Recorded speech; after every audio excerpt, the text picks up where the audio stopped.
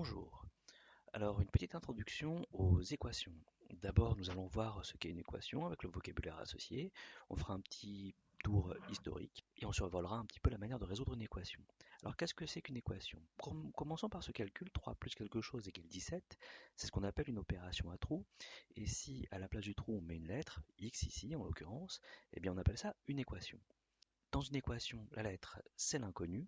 Alors cette équation est extrêmement simple, hein. La valeur qui manque ici dans ce calcul, c'est 14. 3 plus 14 égale 17. Ce 14 s'obtient en faisant 17 moins 3.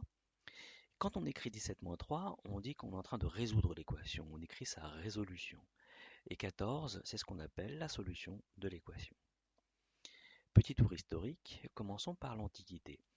Dès l'Antiquité, les Égyptiens et les Babyloniens disposaient de procédures pour trouver des quantités inconnues dans des calculs. Mais ils n'avaient pas de méthode générale pour résoudre n'importe quel type d'équation.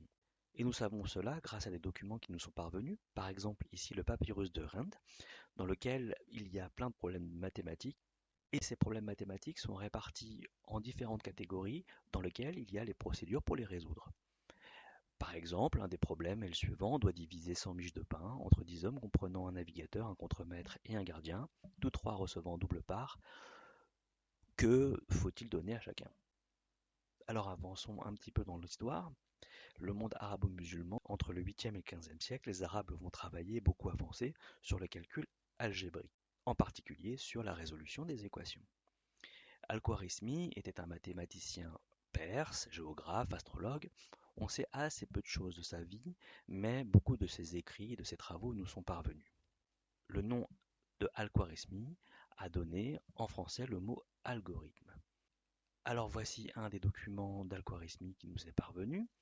Dans ce document, il y a à la fois des problèmes, mais la manière de résoudre des équations est de manière là assez générale, et non pas sur des cas particuliers.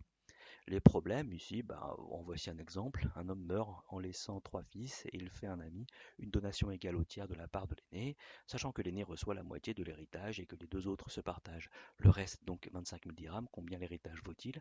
Voilà un problème tout à fait spécifique qui se résout à l'aide d'une équation et d'une mise en équation. Alors, la traduction de cet ouvrage, c'est le précis de calcul par réduction et comparaison.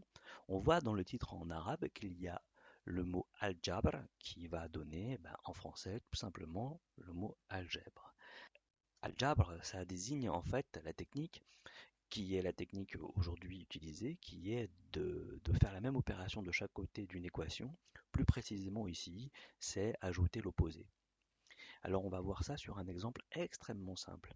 L'équation 73 plus x égale 78, se fait de tête, hein, x vaut 5. Mais ici, on va montrer comment on utilise les techniques d'Al-Khwarizmi pour résoudre cette équation. Elle consiste à faire le même calcul de chaque côté du égal, et ici on va ajouter de chaque côté du égal la même quantité, qui est moins 73. En ajoutant la même quantité des deux côtés du signe égal, nécessairement, ça reste une égalité vraie. Et pourquoi moins 73? Parce qu'on s'aperçoit qu'à gauche du égal, eh bien 73 et moins 73, les deux quantités s'annulent. Il nous reste à gauche que x et à droite le calcul 78 plus moins 73, ce qui évidemment fait 5. Cet exemple est extrêmement simple, nous n'aurions pas besoin de faire toute cette technique-là, mais je le montre exprès sur un exemple très simple pour vous montrer comment ça fonctionne, et nous verrons sur des exemples beaucoup plus compliqués qu'on sera obligé de faire comme ça.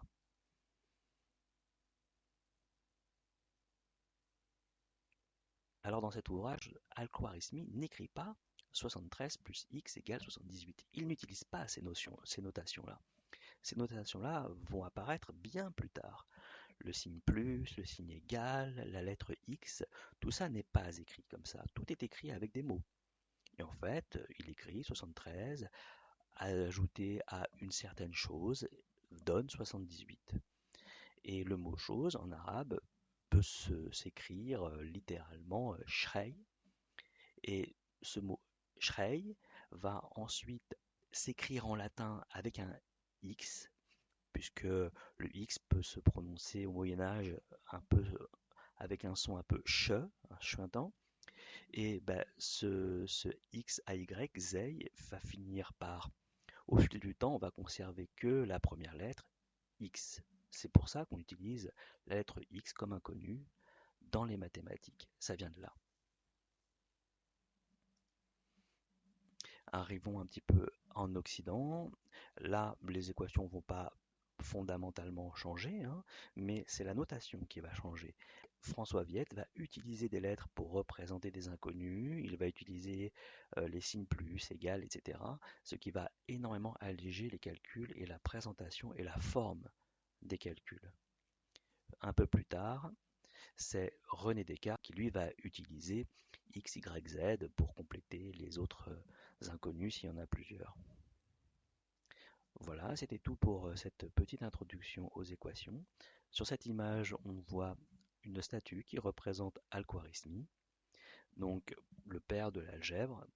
Elle est située en Ouzbékistan, à Khiva. C'est probablement sa ville de naissance, bien qu'il n'y ait pas de certitude sur le sujet. Je vous remercie d'avoir écouté.